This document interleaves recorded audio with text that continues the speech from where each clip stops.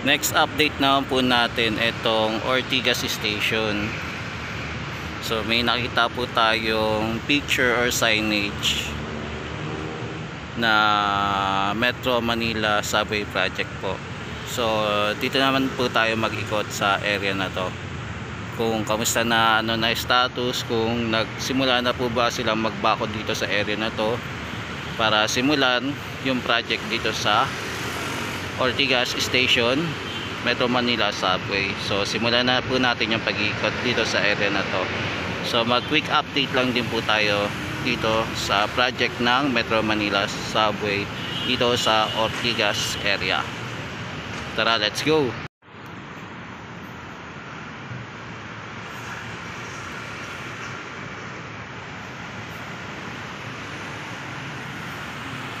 Yan, so sa pag-iikot natin may napansin na tayong nakabakod sa area. Yan.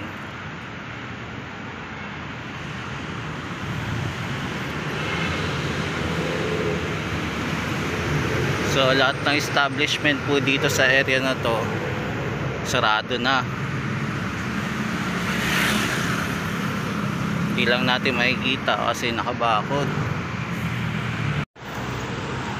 Yan, kung mapapansin po natin dito sa area, may cover na po at ang mga establishment po dito sa area ay sarado na.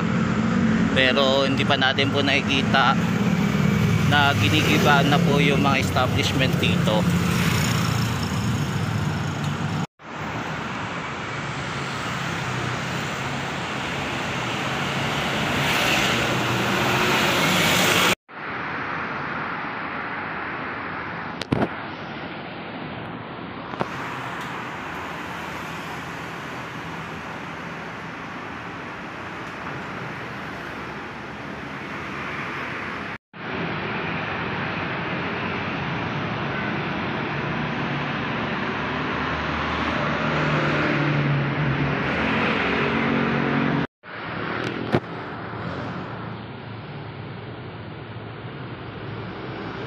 Pansin din po natin yung mga ibang establishment dito sarado na po sa area ng Ortigas Station.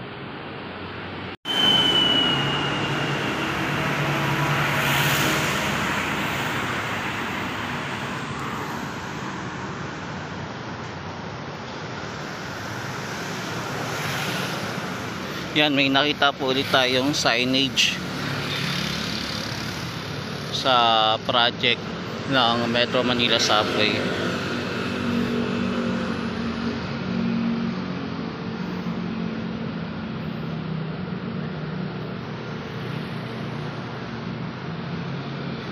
Yan, binakura na po yung area dito pero nakapasok din tayo sa loob.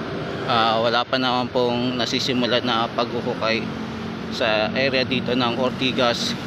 May mga establishment lang po na sinara, pero may mga ibang establishment pa rin na nag-ooperate. Yan, so babalikan na lang natin yung latest update sa susunod na araw, kung kailan sila magsisimula at papatigilin yung mga establishment dito sa area na to at sisimulan na po nila yung project nila sa Metro Manila Subway para dito sa Ortigas. Yan, so ito yung pag-iikot natin sa area ng Ortigas Station po, malapit sa Meralco Building. Yan, dito din po sa area may mga cover din po. So kailangan na lang po siguro ng government i-secure yung right of way para masimulan na yung project dito sa area na to. So napapansin pa lang po natin puro naka-cover yung area, pero may mga establishment pa rin dito sa area na to. Lawak pa naman ng establishment dito sa area. Yan, so malapit na po ito sa Meralco Building, itong Metro Manila Subway Project dito sa Ortigas Station.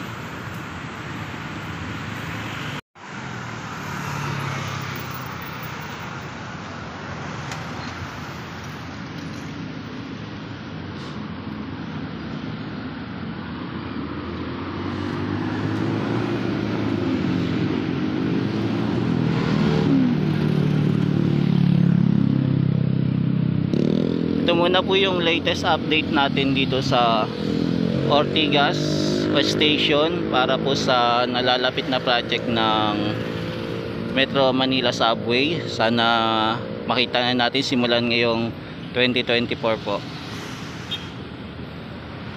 Medyo matagal pa tayo mag-aantay para fully finish tong area na to. So matatapos daw po ito sa 2028 pa.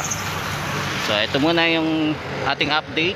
Maraming salamat po. Ito po ulit si JR Doria TV po. Mahalin natin ang Pilipinas. Thank you po. Ingat po kayo lagi.